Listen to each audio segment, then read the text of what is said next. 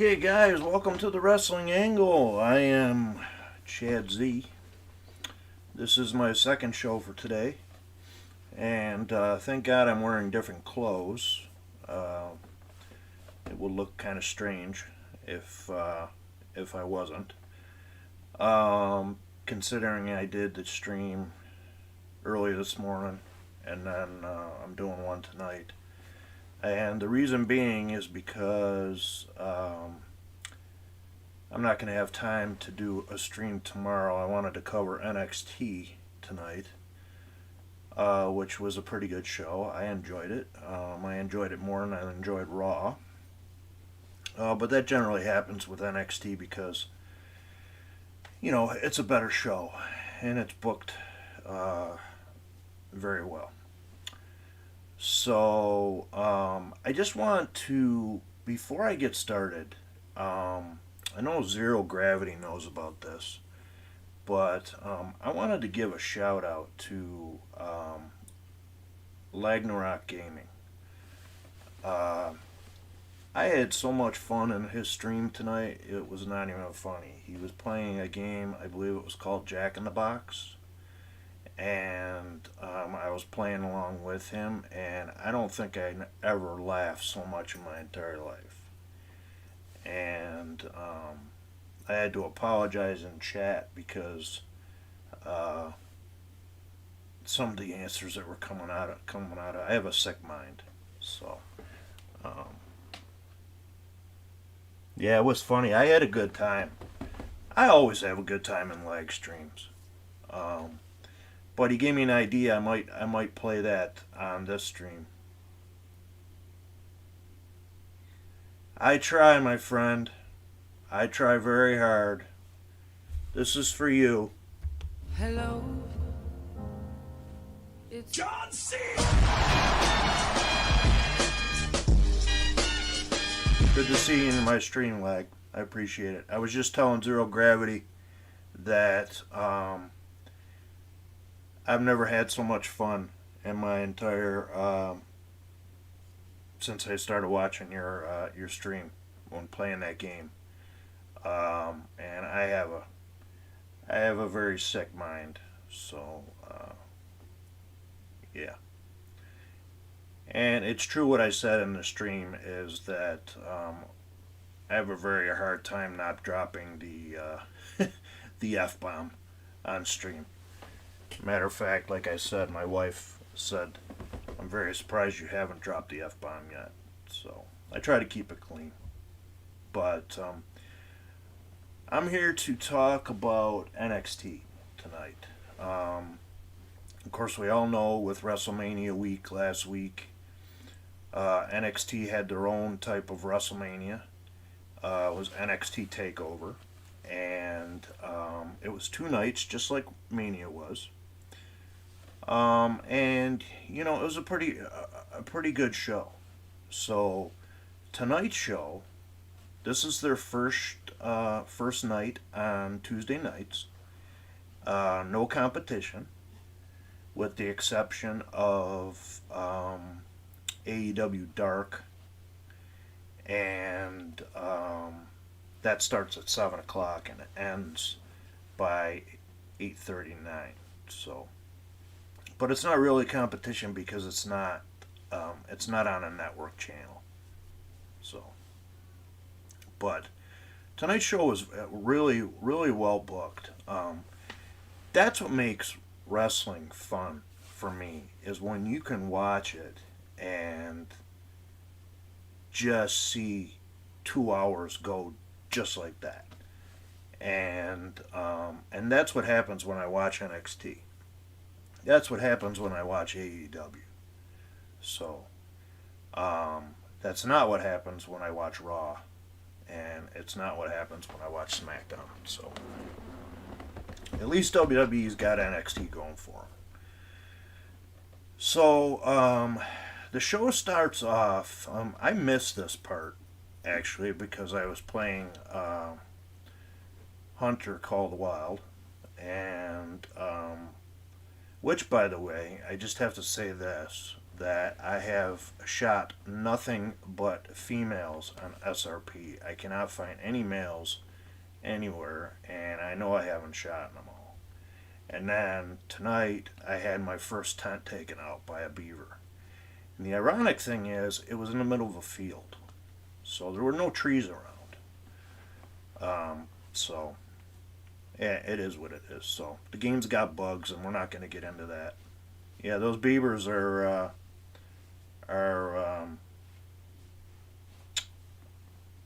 they do a lot of damage in real life too. So first up, I missed this part, so I apologize for that. So I'm reading it off my website. So out came Karrion Kross and Scarlett to kick off the post-show. Yeah, I know. Tell me about it. To kick off the post-show takeover. They perform their unique entrance, and the crowd cheers for them. As we know, Karrion Kross beat Finn Balor for the NXT title, and which was long overdue. The story behind this is that Karrion Kross originally won the NXT title, and then he had to give it up because he was injured. in the match that he was, and that's when Finn Balor uh, won the championship, and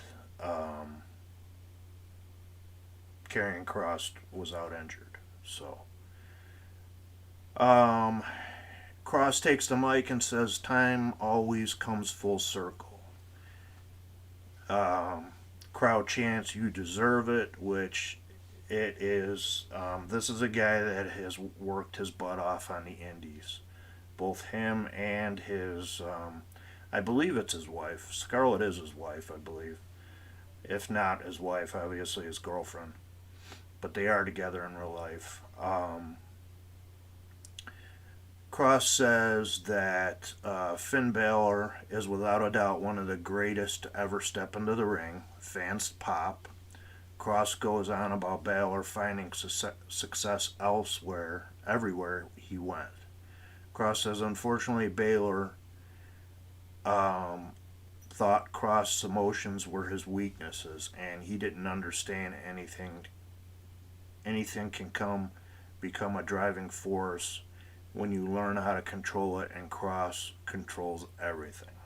So that's basically his gimmick.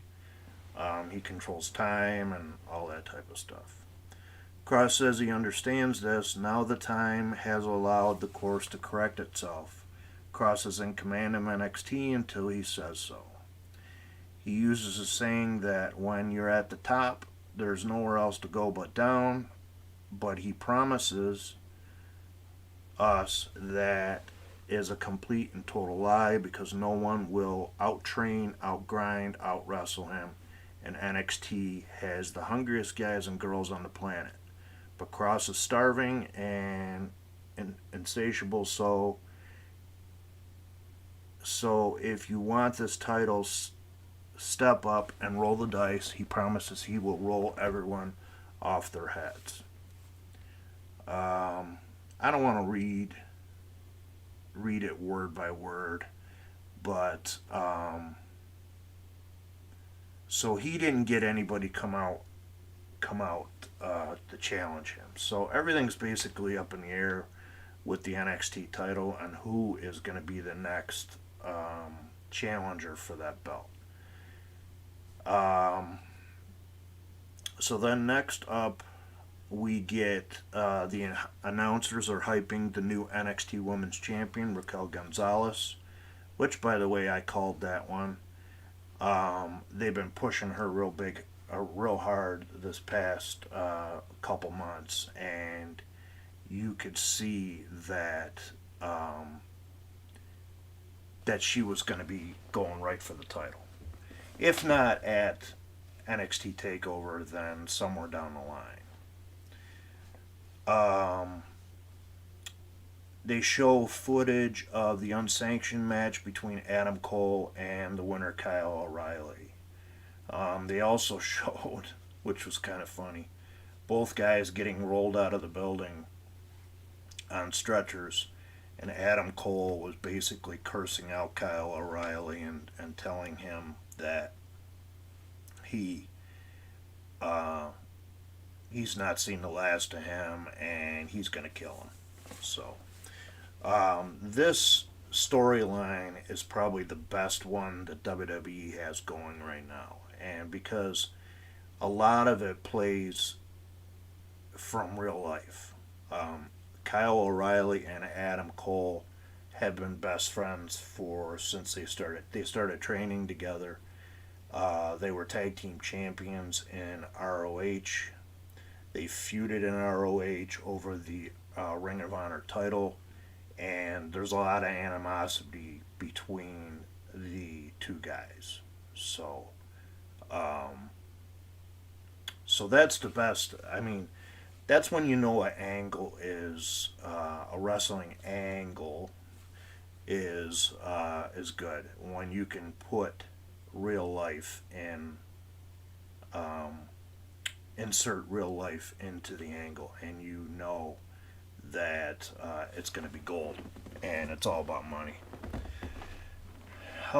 Next up, we got the NXT Tag Team title match, Killian Dane and Drake Maverick versus the new champions, MSK.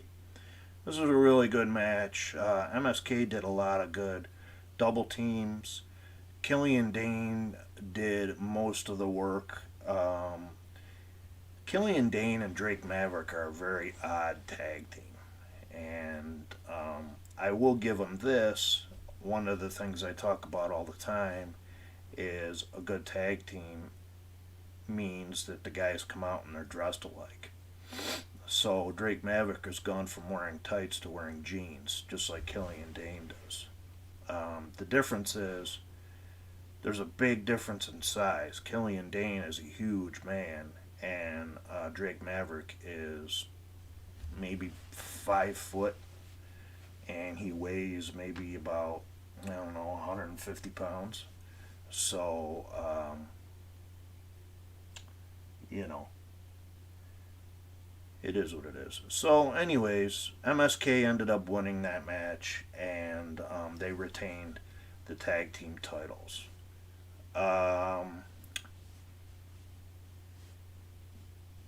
We then get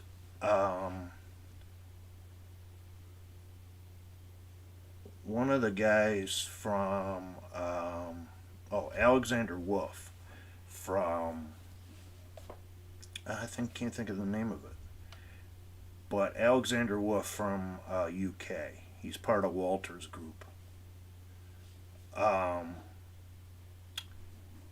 And MSK is celebrating on the stage, and basically Marcel Barthel and Fabian Eichner attack Dane from behind, and the fans boo them. So it looks like we're going to have either those guys going for the tag belts, which they haven't had yet. Imperium is the name. So Imperium is that UK faction. So I just lost my train of thought.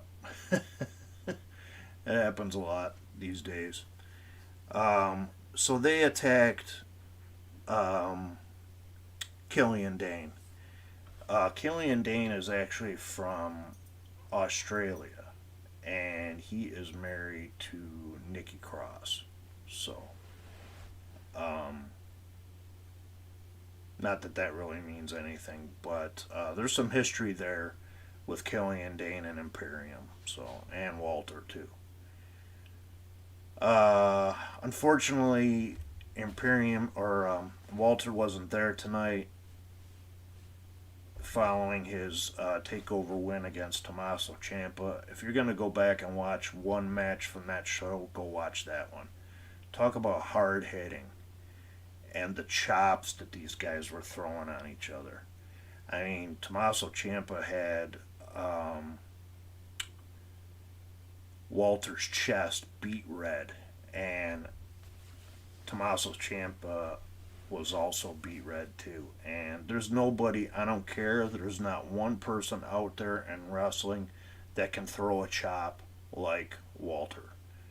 So I know he's probably one of the most underrated champions in the WWE, but because he's so bland, but he is pure sense of the word European, and he has that European style. So once again, if you guys hear some clanging, that's my dog. He refuses to go into the bedroom. Yeah, nice lag.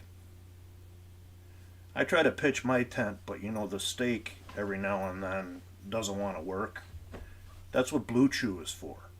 So, I don't take Blue Chew. That was a joke. Take it easy, buddy. I appreciate it. We'll talk on Thursday. I appreciate you coming into the stream.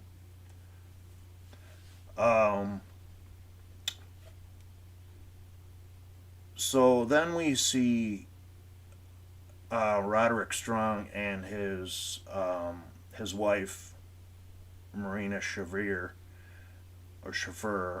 coming to the building, And he basically, what he was doing there was he handed a manila envelope to William Regal, and everybody's assuming that it is his notice from NXT.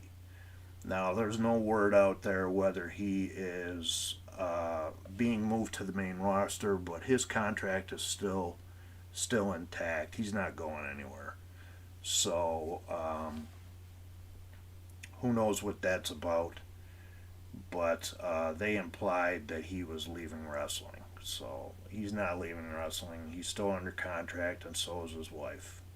So next up, we got Mercedes Martinez versus Jessie Camilla. Unfortunately, I didn't really get to see this match.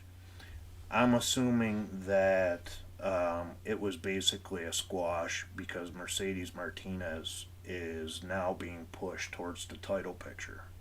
So it says after the match, Martinez stands tall as her music hits. She chases Stone down, Robert Stone, and Aaliyah around the ring and slams Stone against a barrier by his throat.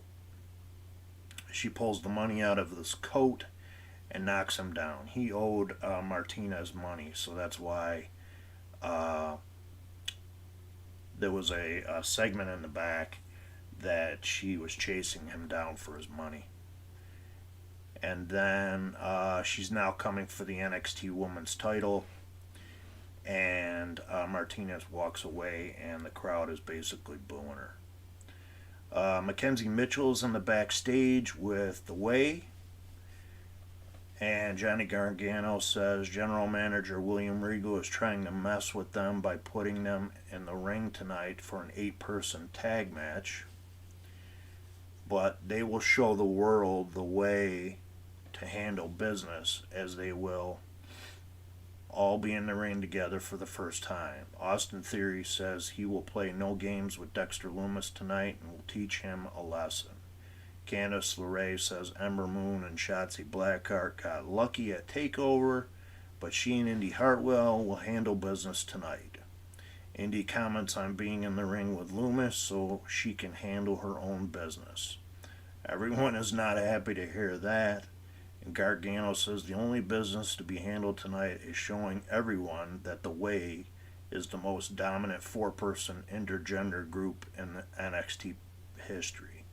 They rally together before walking off, but Theory goes the wrong way at first.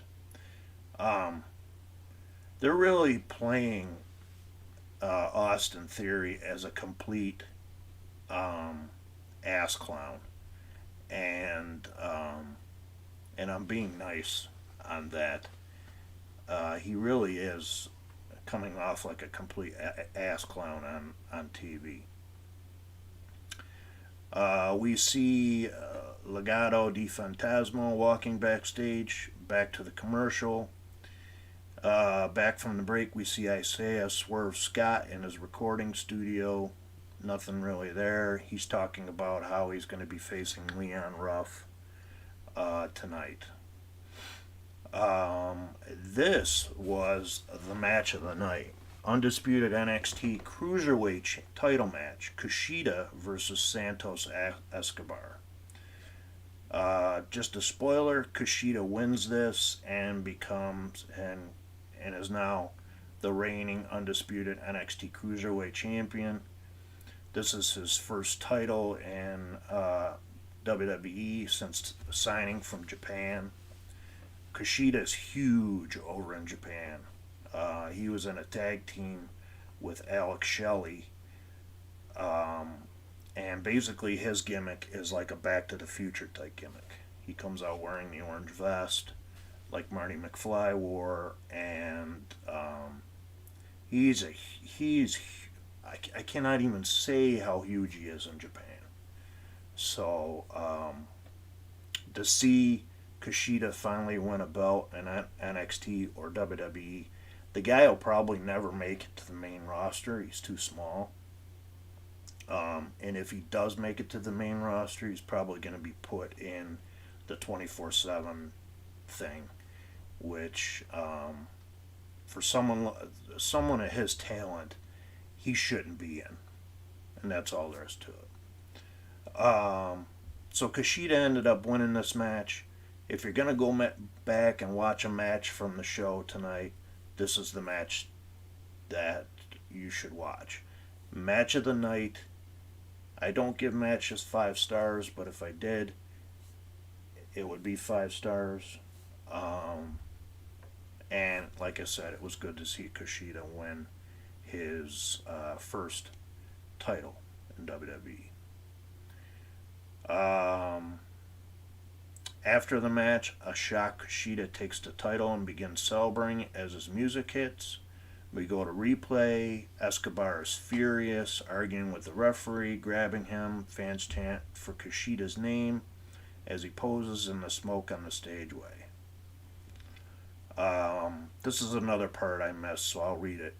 Tommaso Ciampa and Timothy Thatcher are backstage now. Ciampa talks about recent tests they've been through. They didn't win every play, but he thinks they passed every test, and now they're a stronger unit, ready to face the new NXT. A new landscape. Thatcher says there's a new NXT champion and new NXT tag team champions. Which path to choose? It's the standard for them. They finish what they started. Ciampa warns MSK that they are coming. He gets up and loses his chair as he walks off. I like the tag team of Timothy Thatcher and Tommaso Ciampa. You know, if you remember correctly, last year they started out as enemies, and now there's a common bond between the two of them, and that is having good wrestling matches. And they both had problems with Imperium, which led to Tommaso Ciampa challenging Walter for the UK title. We see Raquel Gonzalez and Dakota Kai walking backstage, and we get back from commercial. William Regal approaches Kushida, and then Jordan Devlin interrupts and says to him, basically, he wasn't beat by Escobar, because being beat in the ring means getting pinned, and he wasn't pinned. Escobar walked up the ladder and got the belt. So I like the way Jordan Devlin comes off. He was actually trained by Finn Balor, and when he first came into NXT. Alright, take it easy, Zero. I appreciate you coming in tonight, buddy. So I like Jordan Devlin. I like the way he presents himself on TV, and like I said, he was trained by Finn Balor, and he wrestles just like him. So. Next up, we got Dakota Kai in the ring, and he or she introduces Raquel Gonzalez as the new NXT champion. NXT Women's Champion, I should say. I'm not going to go on what was said, but there was a pretty cool moment that they did in the ring. Raquel Gonzalez was talking on the mic, and all of a sudden, Rhea Ripley's music hit. Comes down, looks like she's going to get in Raquel's face, and the announcers basically say that the two have been partners, they've been friends and enemies. What actually ends up happening is Rhea hugs Raquel. They stand in the ring holding up both belts, and then all of a sudden Bianca Belair's music hits, and the SmackDown Women's Champion comes down. And it was a really cool moment. All three girls in the ring with all three titles, and they are all all three of them are products of NXT.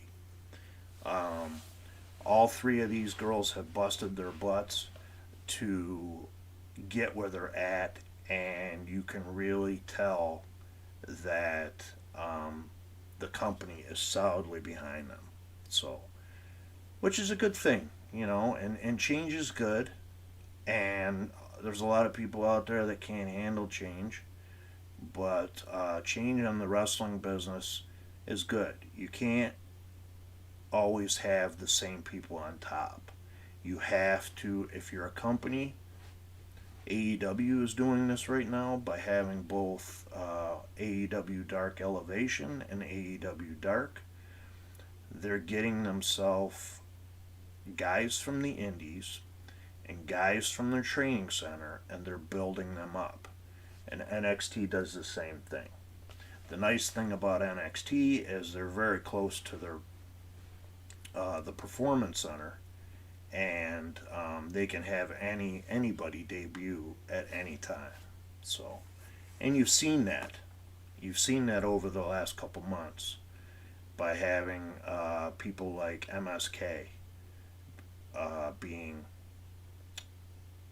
debuted. Now they're not a homegrown NXT talent; they came from Impact, but you can tell they've easily adapted to the WWE way of wrestling. So that's one of the biggest things that guys that come from other companies, they have a hard time adapting to the WWE style. And it is completely different than AEW. There's not a lot of spots, and there's a term called spot monkey, and let's take a look at AEW has a bunch of them, and two of them being the Young Bucks. So, and don't get me wrong, I like the Young Bucks. They're a good tag team, but if you watch a lot of their matches, they do a lot of the same moves. And there's a term that wrestlers use about calling it in the ring.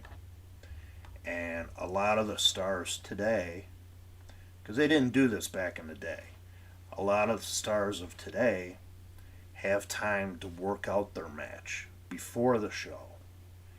Whereas the old timers, like Flair, like Harley Race, let's say Arn Anderson, Ole Anderson, the Four Horsemen, Tully Blanchard, Dusty Rhodes, these guys called it in the ring.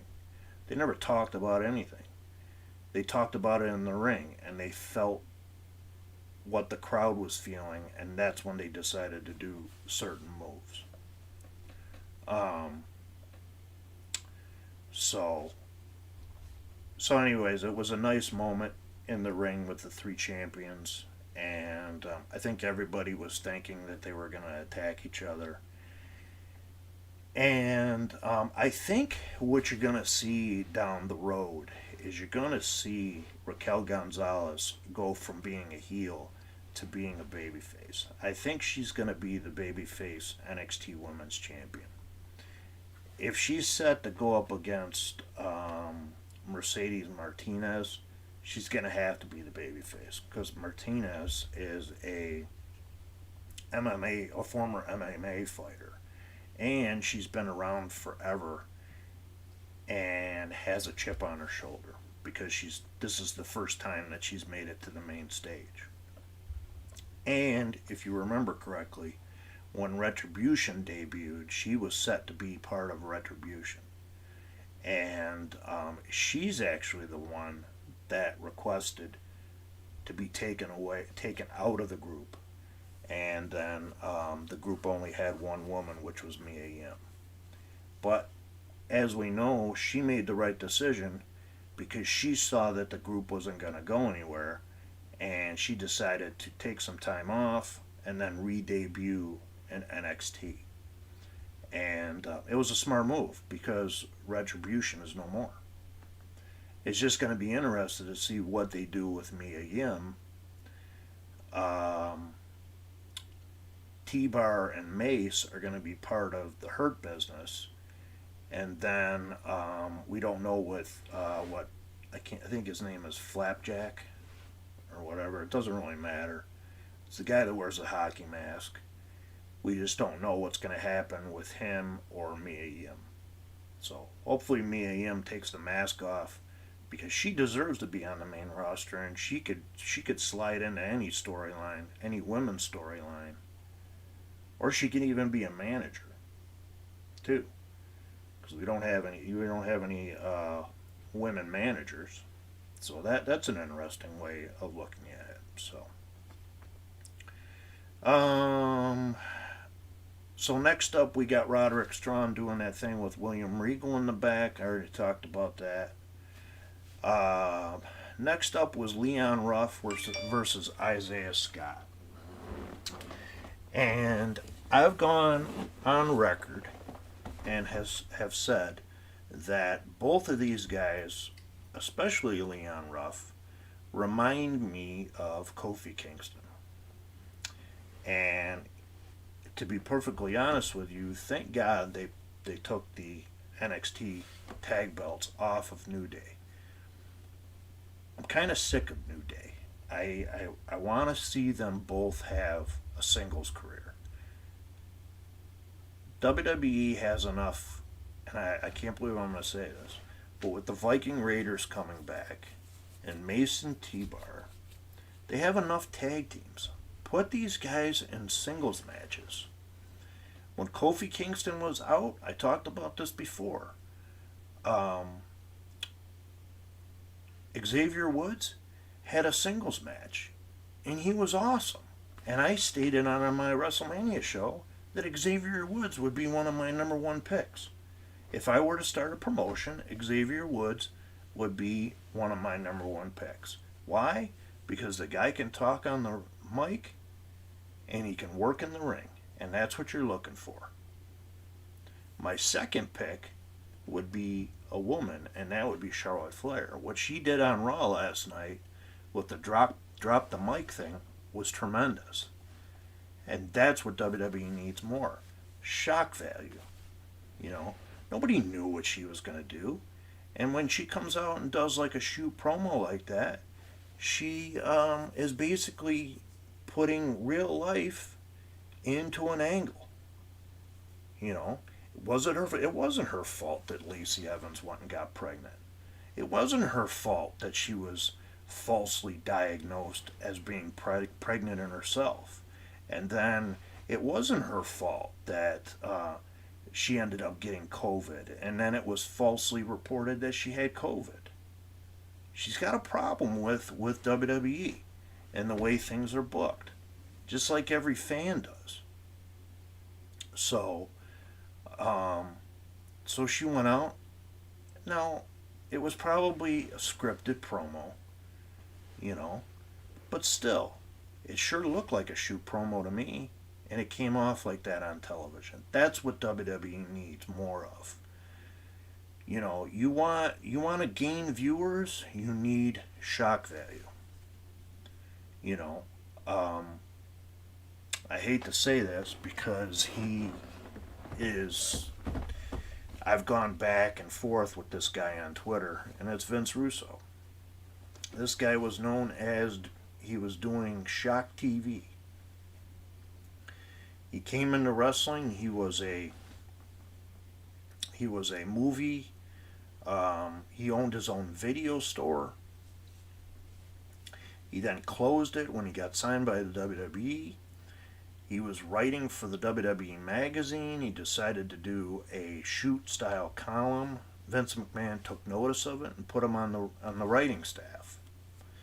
The problem with Vince Russo is that he takes credit for a lot of the ideas that took place in the Attitude Era. And he tried bringing those ideas, which ended up being dumb ideas, to WCW. Every wrestler, easy for me to say, every wrestler out there has stated that the reason why Vince Russo failed in WCW is because he didn't have Vince McMahon to filter his ideas through. And he was basically running the show. If he had a dumb idea, or if he had a dumb angle, Vince McMahon would put the kiboshes on it. And, you know, so I'm kind of getting off track here, but that's generally what ends up happening when I start talking about something I'm passionate about. So we were talking about Leon Ruff and Isaiah Swerve Scott. This was actually a pretty good match. Um, I'm not a huge Leon Ruff fan. I don't like the guy. I never liked him when he was in Evolve.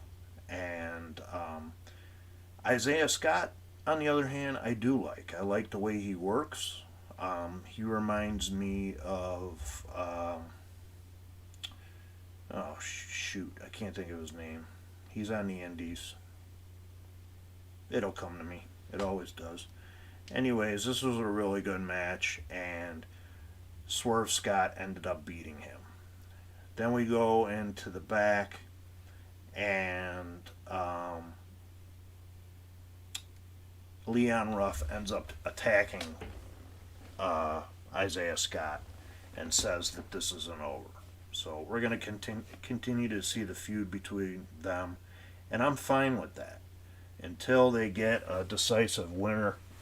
I'm okay with the two of them going up against each other, because as of right now, there's nobody else in NXT that these guys should be working with. Neither one of them should be in the NXT title contention, and neither one of them should be going for the North American title. Leon Ruff had it for a little bit and had his feud with Johnny Gargano, and he had the NXT North American title, and then they had it taken off of him. So I'm okay with the two of them facing each other. So in the back, we get Mackenzie, who is the backstage interviewer. She's interviewing Zoe Stark. She asks how her first takeover was, and Stark asks, how do you feel if you were living in Las Vegas for 4 months ago, struggling to make ends meet, and now you're here, beating Toni Storm at TakeOver? She says she's been training hard to get where she is, and now she feels fantastic because she's here. She has her eyes on the ultimate goal, which is the NXT World's title, the women's title, and then Mercedes Martinez interrupts, basically calls her a nobody, and says that Mercedes is next in line. We come back from commercial, and we're getting a video package. NXT UK champion Walter speaks on his dominant title reign and the takeover win with Tommaso Ciampa. Giving him praise for the match, he goes on and says Imperium Crusade to honor this sport is just beginning. He says Imperium will continue to grow and expand because Imperium is here to stay.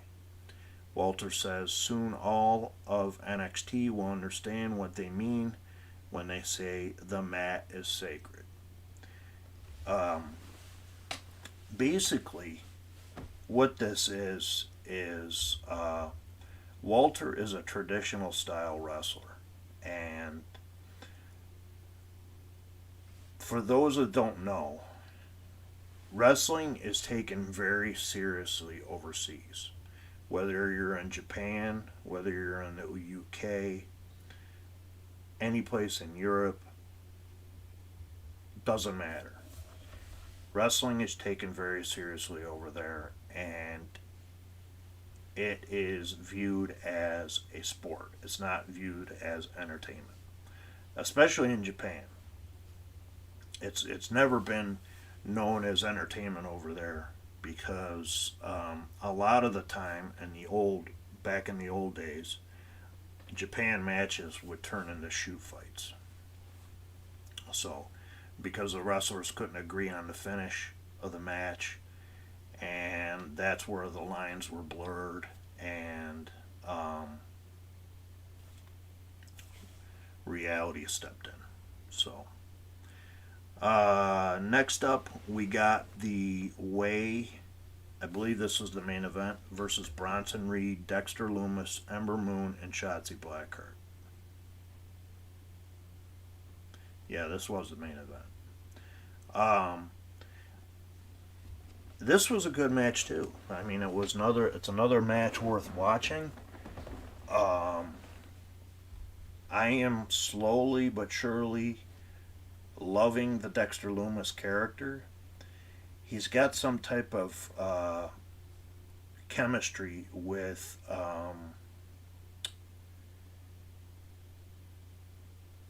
Indy Hartwell, and she did something tonight which was kind of funny. Um, she basically laid down on the mat.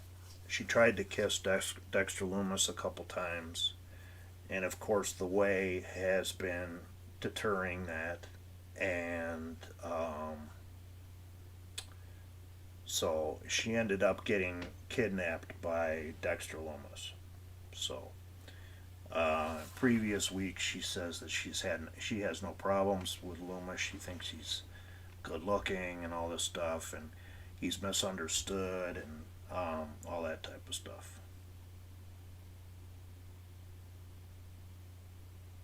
Well, I appreciate that, Peggy. It was fun playing that game with lag tonight. I never laughed so hard in my entire life. I appreciate you stopping by and saying hi, though, and I appreciate the compliment. I'm trying really hard. I've stated in the past that this is out of my comfort zone, but wrestling is what I love talking about, and I could have one viewer or I could have 50 viewers. It wouldn't matter to me. I could sit here and talk to just the screen, but having you guys pop in the chat and being part of the Call the Wild community has really brightened my life. I appreciate that. You know what? That's oh, thanks. I just uh, I just trimmed it, by the way. A funny story about my goatee before you leave. I couldn't have this.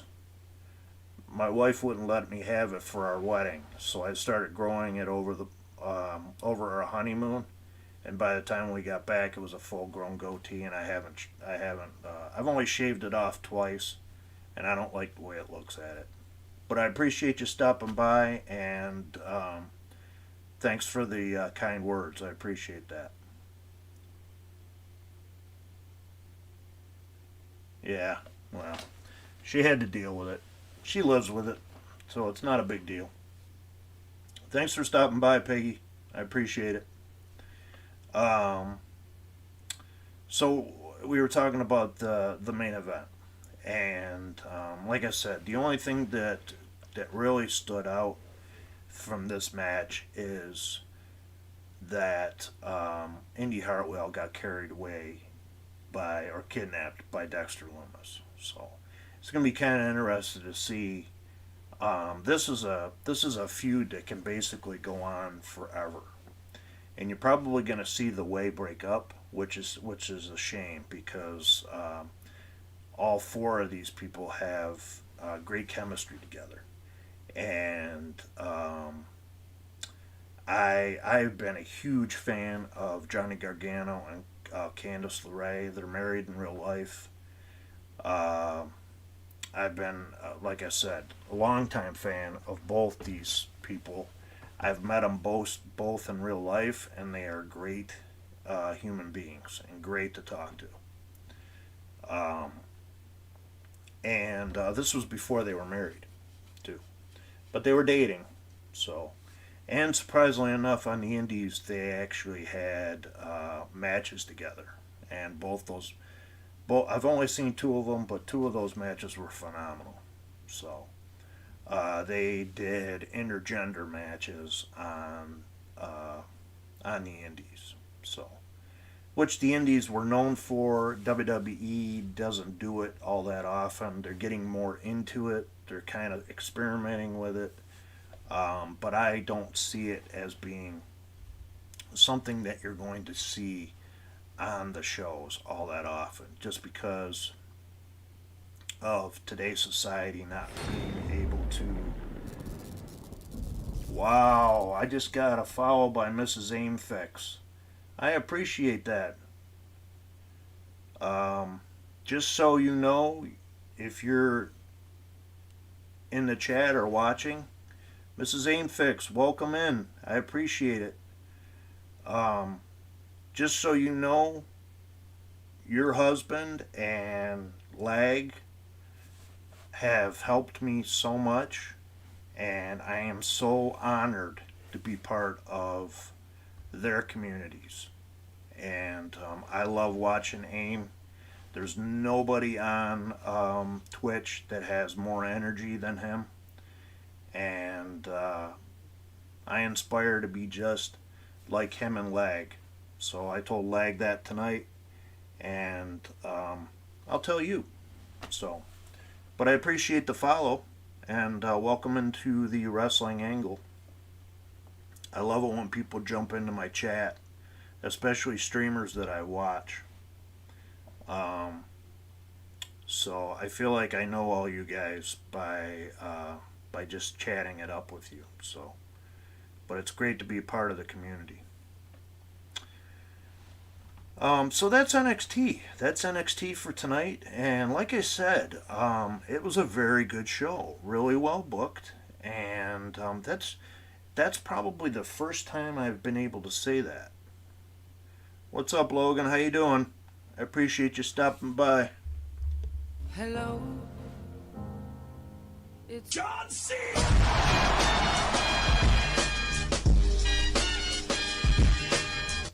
Just got done talking about NXT, buddy. This is the first time that I could really say that, and for a WWE show, that the entire show was really booked well. And after sitting through WrestleMania, which I had stated this morning that I thought I was pretty harsh about the show. And you know what? I take that back. I wasn't too harsh. Because when you've been watching wrestling for as long as I have, you expect a certain thing out of WWE. You expect them to put on a tremendous show. And to be perfectly honest with you, WrestleMania was a glorified Raw. And that's where I'll leave it at that. A glorified Raw and SmackDown.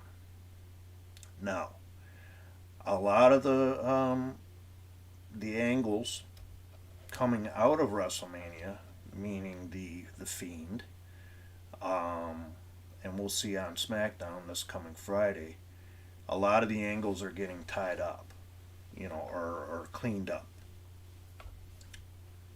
I'll use the example of Alexa Bliss and Bray Wyatt.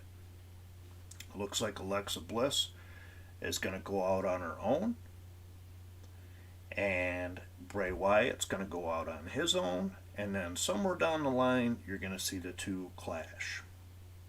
Whether it's Alexa Bliss bringing in her own Fiend-type character, or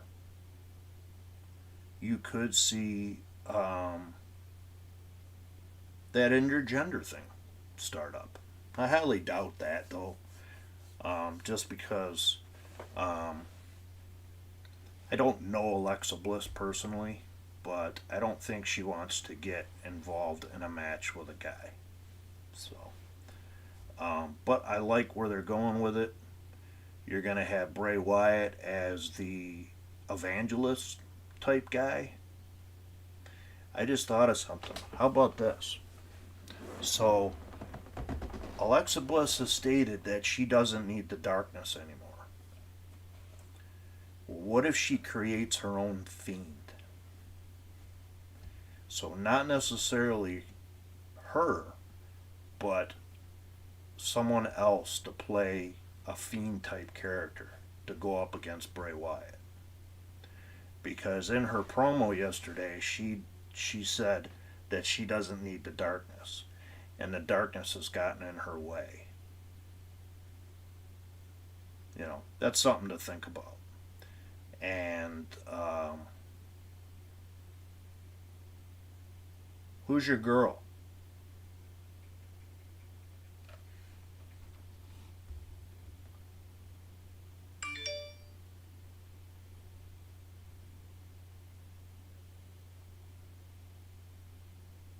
You have to let it go. Stop spamming caps warning. Oh, I apologize about that, Logan. I added Nightbot to my um, chat today, and it says you're spamming, but you're not. So I apologize for that.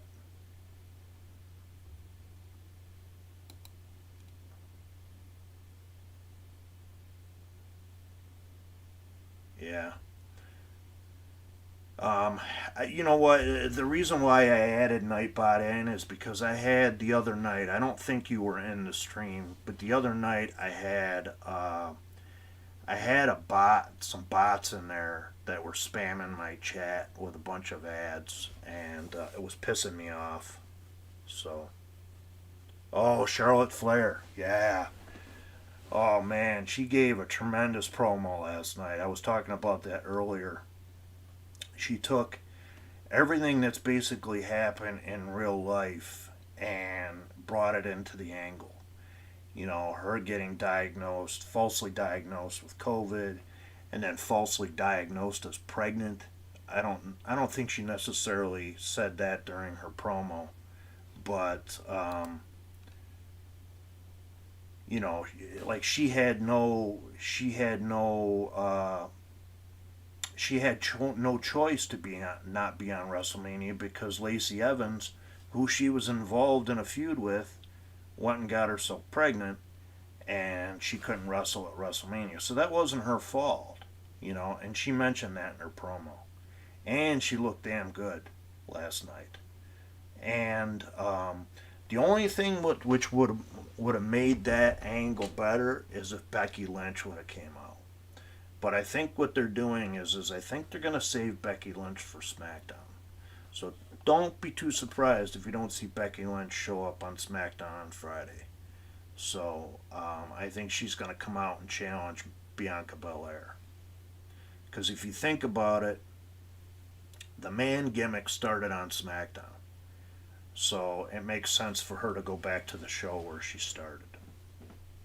But yeah, I'm glad Charlotte's back too. The women's division is not the same when she's not in there. And, you know, it is what it is.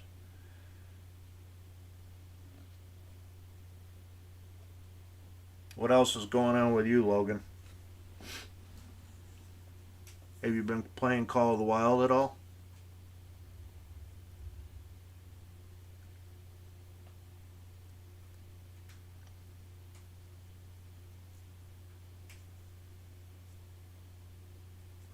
I've been only playing it to get my money up.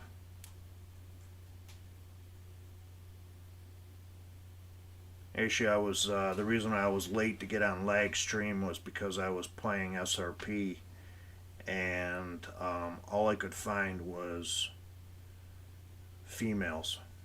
Everything: female bear, female elk, female mountain goats, female mountain lions, all that stuff. Female turkeys. Yeah. Did you get a chance to watch EW stream at all? Because they kept deleting everybody's messages because there was a guy in there that was bitching about the game, and obviously the person that was playing it or whoever was moderating the chat, they didn't want to hear any negativity about the game. Which I don't understand. How can you go 2 weeks without um, not talking about it? They promised to fix it after Easter, and Easter's come and gone, and we still don't have a fix. And for guys like Lag and AIM, um, it's a big deal. Even Zaggy, for the most part, it's huge for him too.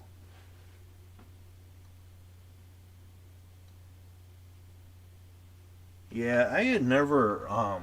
It's funny. They weren't one of the developers that I was familiar with, so I don't have a lot of history with the developer itself. But I'm I'm guessing because everybody that's talked on the stream is from the UK, so I'm assuming that it's a UK developer. So, but I'm not really familiar with them, other than what I've seen on stream.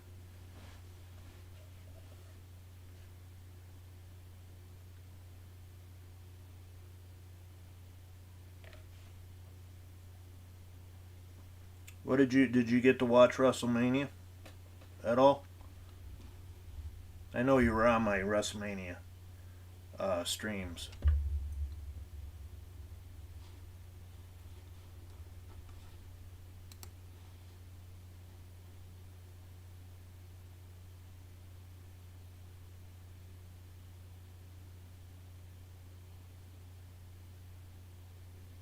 Oh, you watched it through TikTok? I didn't know you could stream things on TikTok like that. I'm not really familiar. My daughter was using TikTok for a little while, and when she found out it was going to get banned or whatever it was, the president was talking about banning it. Um, she deleted it off her phone. But she's going to be turning 14, and that's pretty big with the kids. So I've never actually done a TikTok video, so I'm really dating myself with my age. I don't totally understand it. Oh, they streamed the whole show. Wow.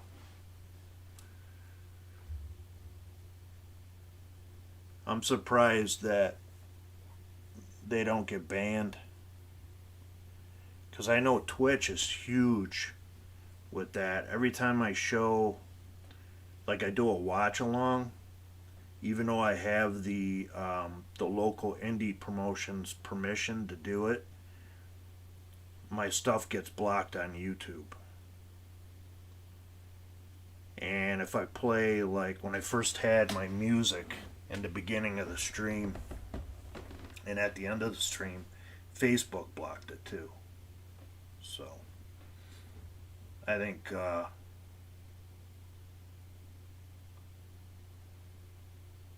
yeah, the only good match on night one was Cesaro versus Seth Rollins. You know what I've been telling everybody: if you're gonna watch night one, go watch that match.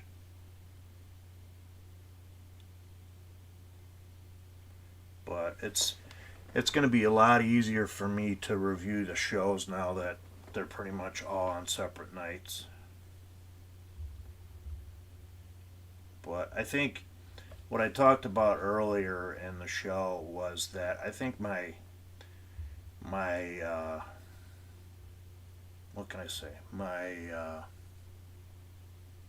expectations were high for WrestleMania because you just expect that WWE is going to put out a good show, and I think, to be perfectly honest with you, I think they were overwhelmed to have fans back in the building, and then obviously they lost their momentum when they had to stop the show because of thunderstorms. But it was all downhill after that. The one thing I did like though is when the thunderstorm thing hit, they went to the back and all those promos that those guys did in the back were unscripted. So, which is what they used to do old school. But other than that.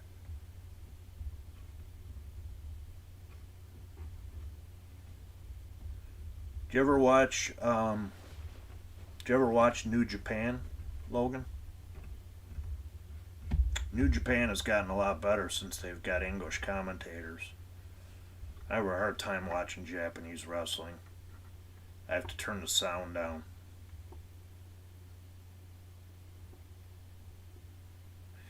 Yeah, the it was pretty. I thought it was pretty cool. I didn't expect him to come out as the Fiend again, dressed in the regular Fiend garb. But when he walked through that tunnel, which was obviously taped earlier, but that's where he came from. He came under the tunnel, and he popped out of the Jack in the Box. But I think it was kind of cool. Reminded me of a lot of old Taker stuff.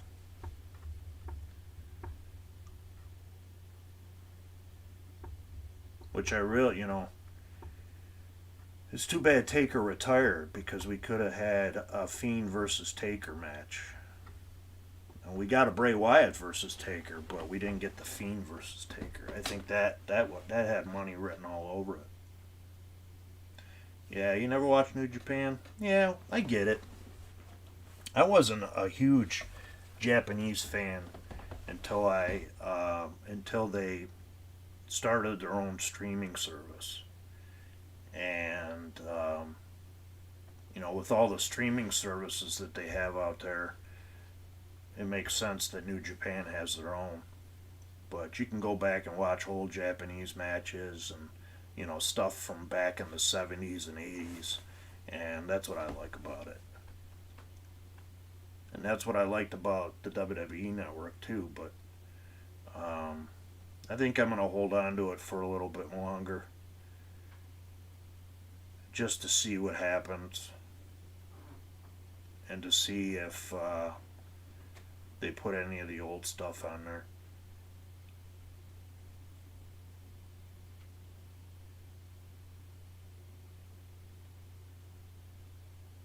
I mean, you can't really beat $9.99 a month, and you get all the pay-per-views, even if they are bad.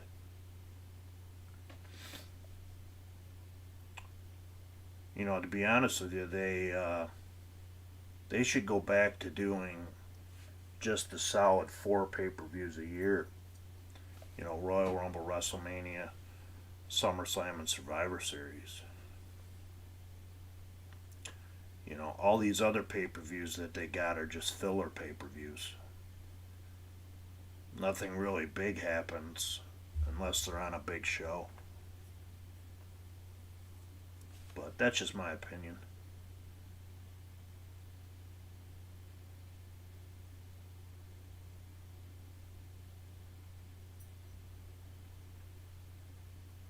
I did a show earlier today talking about Raw.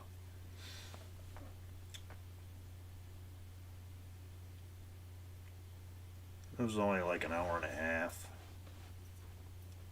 if that, maybe even less. But I was up and about and decided to jump on. Ended up gaining 2 new followers for it, so which is cool. But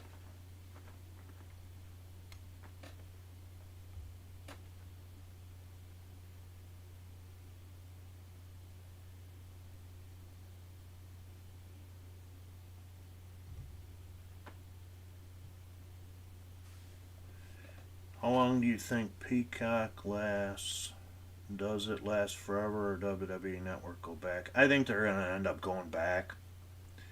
Just because I think, if I remember correctly, I read that they signed a 3 to 5 year deal with NBC, and I think they're gonna see that this lapse that they're having with the content not being on there until probably the end of August, like all the content, that they're going to lose a lot of subscribers within the next couple months. And I think it's going to hit. It's going to hit them pretty hard. And then I think, Vince is going to realize that he should have never sold it.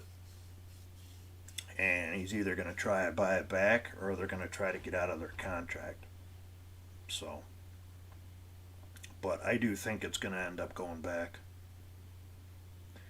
Yeah, I remember you saying that you canceled it. And, I don't blame you. I really don't.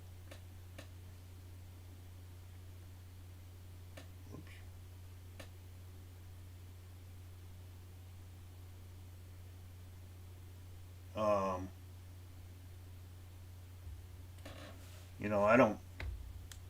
I don't blame you for canceling it. I know my buddy Pete, he's done with it too. He's an old school guy just like I am. And,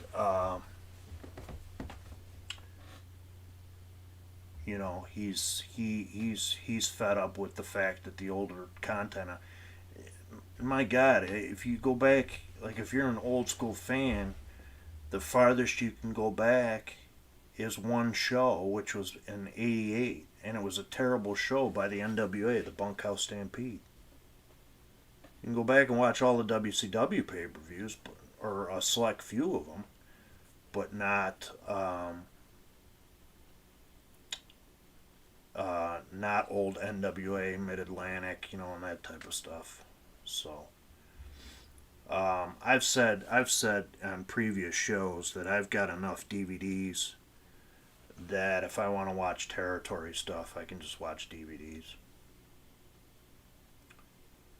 I was actually planning on doing some, if I can get them to play on my computer, some watch-alongs of the old territories.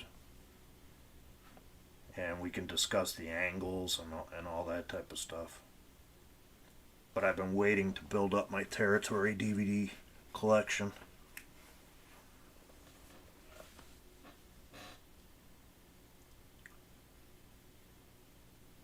But yeah, so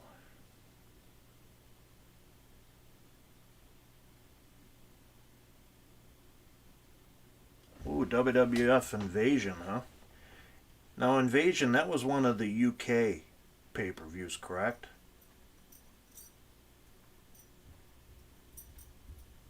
Here comes my dog.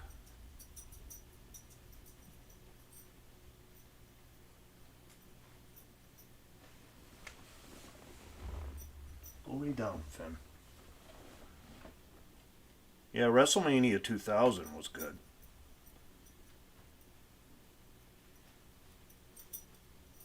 I liked WrestleMania 2000.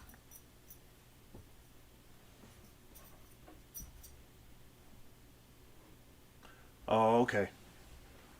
Because I think I remember correctly, they had an old WWF Invasion DVD. Yeah, that was a failed experiment. They really dropped the ball on that with the invasion angle. And the only reason why they added ECW into that is because they couldn't get the big names. Like, could you imagine, if you think about it, could you imagine if they had Goldberg and the NWO and all those guys still under contract or not under contract by Turner? Like, they bought out all their contracts and brought them into the WWF or WWE at the time. Could you imagine how that angle would have went? It would have been awesome. But the reason why it didn't work is because they didn't have those names.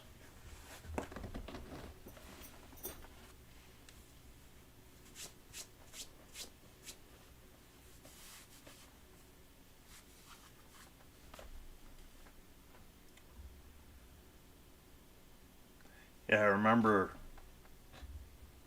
I remember when the WCW guys and the ECW guys, or no, the WCW guys were in the skybox when Shane McMahon went up against Vince.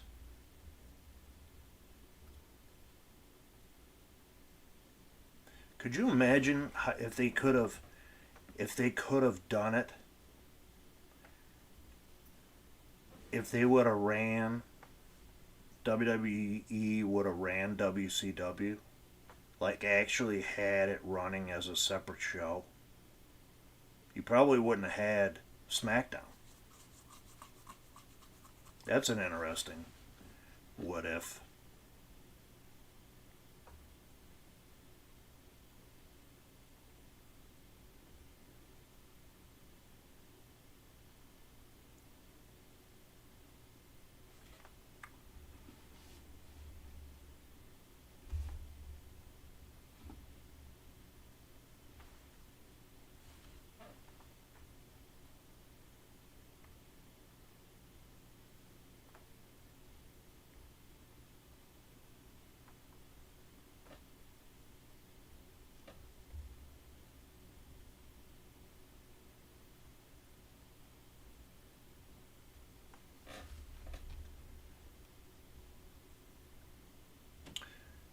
You know, it's funny. Get off the topic of wrestling. That Lag had mentioned during his stream tonight about a hot tub stream, and there's this girl that I don't subscribe to her channel. I don't really follow her either because I just came across her stream. To be honest with you, because she was in a bikini. So I decided to click on her stream and got really aggravated because this is a girl that had over 1,000 viewers, and all she was doing was just sitting there drinking in a hot tub. When there's people out there that are trying to put out good content and, you know, are grinding it out, and she just is just sitting there and getting all these subscriptions and viewers. This is my favorite match on WrestleMania 2000 as the hardcore title match. It was a 15-minute battle royal. Yeah, you know what I think? If I remember correctly, didn't Al Snow walk out with that belt? I know him and Hardcore Holly had some pretty good matches together. That was a nice thing about the Hardcore title because I think that's what they were trying to do, similar with the 24/7 title, but it doesn't work out that way. You know, the best Hardcore champion of all time was Crash Holly. It was funny because this little guy getting chased around and getting pinned and getting put in all these situations. It was interesting to watch.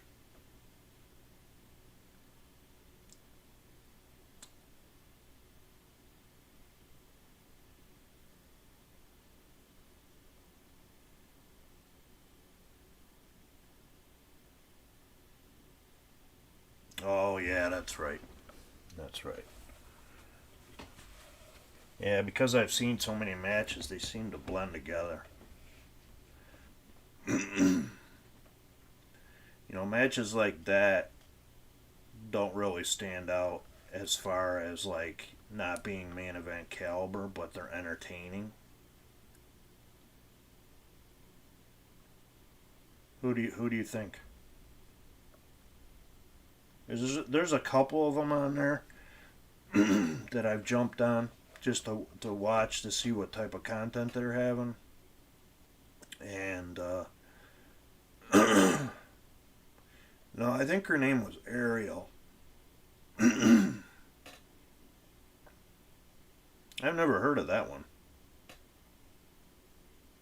Is that the girl that dresses up like Laura Croft?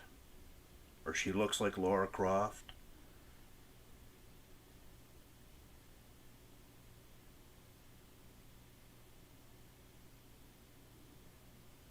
Regardless, I was just, I put out a tweet that I was pissed off because, here's, someone like myself and guys like Lag and Aimfix. I mean, they've already built up a community, but I'm a small streamer and I'm trying to build up a community and some followers. And here's a girl that's dressed in a bikini. Now, I understand tits and ass sell, but come on, that's a little ridiculous. The fact that Twitch allows that.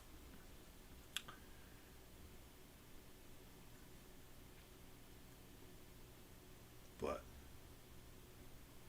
to each their own, I guess.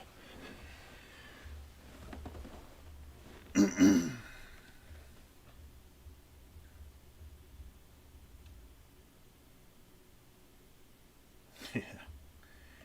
You know what? I think my wife would kill me if I did something like that. I mean, I'm not above, nobody wants to see me in a hot tub.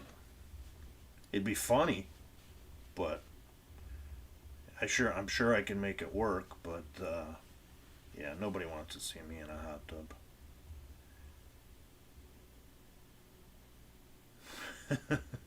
Yeah, I think a lot of the other streamers that I watch would kill me too.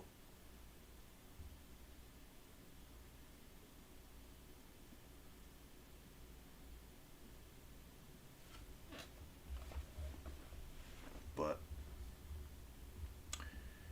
anyways, I think I'm gonna call it a night. I got to get up early in the morning to put my son on the bus, and then work on my Facebook page. And Thursday, Lag's gonna help me with getting an opening for my stream. So I appreciate you stopping by, Logan. It's always good to have you in the chat, my friend. All right, I'll catch you later. Anyways, I want to thank. I had one new follower tonight, Mrs. Aim Fix. I appreciate you stopping into the chat and saying hi, and appreciate the follow. My next show is going to be tomorrow night, where I review AEW Dynamite. And it's probably going to be around 10:45. as far as I know, unless something else happens, I'm finding it easier for me to stream at night, and it's easier for me to stream after the shows take place because I have it fresh in my mind, and I can go from there. So I appreciate everybody joining me tonight, and I will check you guys probably tomorrow night. I'll talk to everybody soon.